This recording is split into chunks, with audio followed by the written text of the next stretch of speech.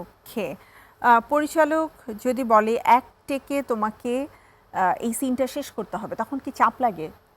না, তখন চাপ লাগে না। আমি যখন শুটিং এ যাই তখন আমার মনে হয় যে যত তাড়াতাড়ি শেষ করতে পারবো তত তাড়াতাড়ি বাসা যেতে পারবো, কজ বাসা আমার জায়গা, আমার কমফোর্টের একটা জায়গা। সো এক টেকে যদি শেষ করতে চাই আমার মনে হয় okay I can do that, তারপর আমি করতে আই লাভ টু।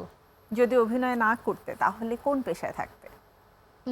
অভিনয় আসলে ওই যে বললাম অভিনয় হচ্ছে আমার হবি, সো এর জন্য অ্যাক্টিংটা করা।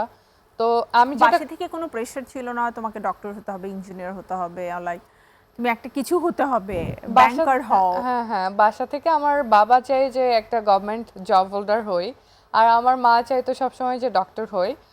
বাট এখন আসলে তারা ওইভাবে বলে না, আর আমার ইচ্ছা ছিল ফ্যাশন ডিজাইনার হওয়া।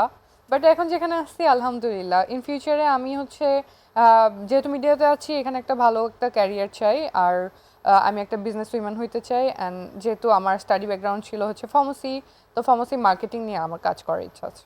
ওকে, ইটস আ গুড ব্যাকগ্রাউন্ড।